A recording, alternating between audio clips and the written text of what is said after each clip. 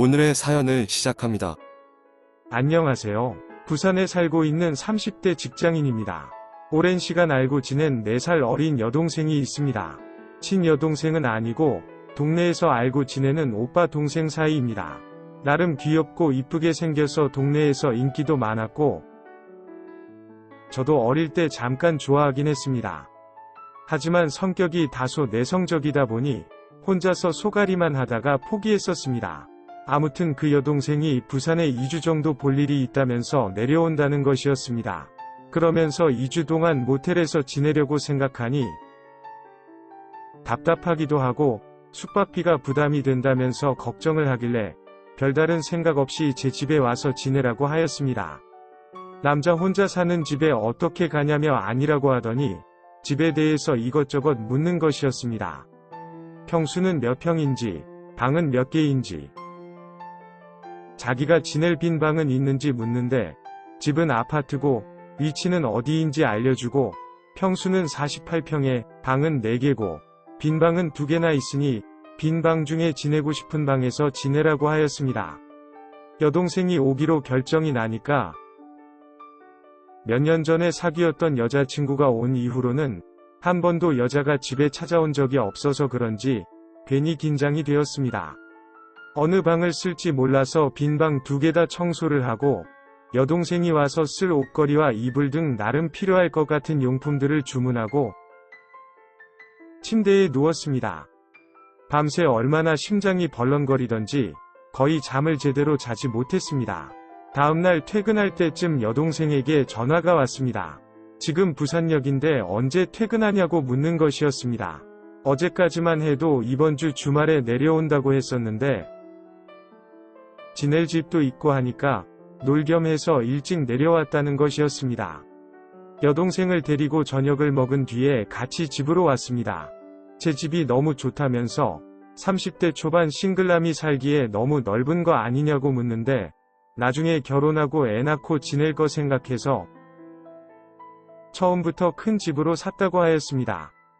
그랬더니 장가는 안 가냐면서 만나는 여자는 없냐고 묻고 집을 구석구석 다니면서 청소 잔소리하고 냉장고 안에 음료수와 술, 인스턴트밖에 없다며 엄마 행세를 하길래 한 번만 더 하면 내쫓는다고 하였습니다.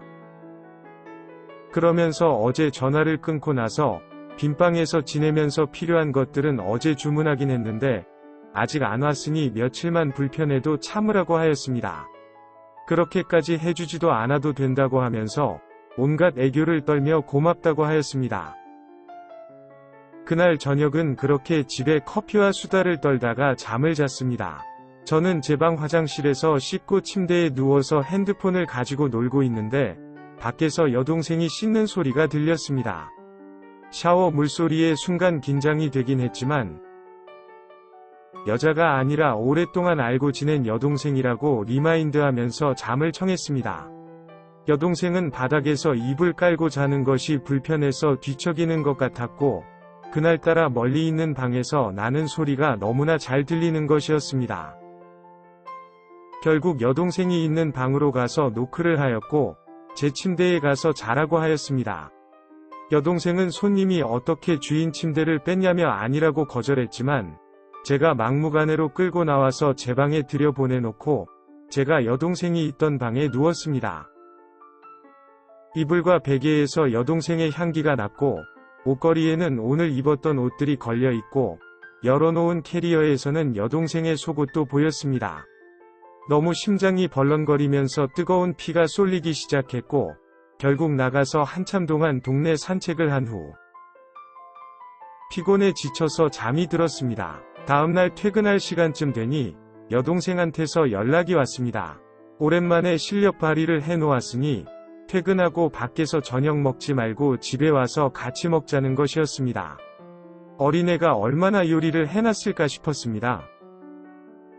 배달 어플들을 보면서 뭐 시켜야 하나 고민을 하면서 집에 들어갔습니다. 나름 여러 음식들을 만들어 놓았습니다. 맛도 좋았습니다. 공짜로 재워주는데 이 정도는 해야 자기도 마음이 편하다면서 먹고 싶은 거 있으면 말만 하라고 하였습니다. 그러면서 집에 조리도구는 있으면서 설탕, 소금 같은 기본적인 양념도 없는 것이 말이 되냐면서 또 잔소리를 하는데 가볍게 무시하고 밥을 먹었습니다. 첫날은 오랜만에 만나서 반가워서 이런저런 이야기를 했지만 이틀째 되니까 딱히 할 말도 없고 가볍게 이야기만 하고서는 침대에 누워서 핸드폰 가지고 놀았습니다. 밖에서 소리가 나길래 먹고 난 음식들을 치우는 줄 알았는데 술상을 만들고 있었습니다. 배가 터지게 밥을 먹었는데도 막상 잘 차려진 술상을 보니 또 신나게 먹고 마시게 되었습니다. 오늘 제가 회사에서 일하고 있는 동안에 이것저것 시킨 것들이 다 왔고 나름 정리 및 설치도 다 했다면서 너무 고맙다는 것이었습니다. 어렸을 때부터 젠틀하고 배려심 많은 건 알았지만 이렇게 직접 받아보니 마음이 심쿵했다는 것이었습니다. 다른 동네 오빠들은 자기한테 좋아한다고 한 번씩은 고백을 했는데 저보고는 왜 안 했냐고 묻는 것이었습니다. 안 좋아했으니 고백을 안 했다고 제 마음의 진실을 숨긴 채 거짓말을 하였지만 중학생 때 제가 자기를 좋아했던 거 다 알고 있었다면서 거짓말 치지 말라고 하였습니다. 아니라고 몇 번이나 말했지만 계속 놀리면서 나이 먹었는데 아직도 부끄럽냐면서 그 정도로 자기를 엄청 좋아했냐며 장난을 쳤습니다. 그래서 좋아했다고 하자 제 입술에 가볍게 뽀뽀를 하고서는 자기 방으로 들어가 버렸습니다. 무슨 상황인지 어리둥절해 하다가 어벙벙한 상태로 제 방으로 들어왔습니다. 그러자 여동생은 제 방으로 들어와 그렇게 눈치가 없냐면서 제 옆에 누웠습니다. 그러면서 여동생은 저에게 네 방에 가서 자라고 하면 진짜로 가고 다시는 이런 기회가 없을 거라고 하였습니다. 제가 조용히 눕자 제 팔베개를 하고서는 저를 보며 누웠습니다. 제가 여동생을 좋아했을 때는 제가 좋은 남자인지 몰랐는데 나이가 들고 나니 제가 정말 좋은 남자라는 것을 알게 되었고 제가 남자로 보이기 시작할 때는 너무 친한 오빠 동생 사이가 되어버려서 포기하려고 했는데 마음을 숨길 수가 없었다고 하였습니다.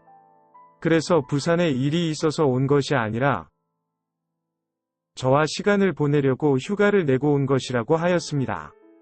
술 취해서 하는 말이 아니라 진심으로 만나보고 싶다고 저한테 고백을 하였고 제가 고백에 대한 대답도 못하고 뜸을 들이자 며칠간 같이 지내보고 휴가 끝나고 올라가기 전까지 대답을 달라고 하였습니다.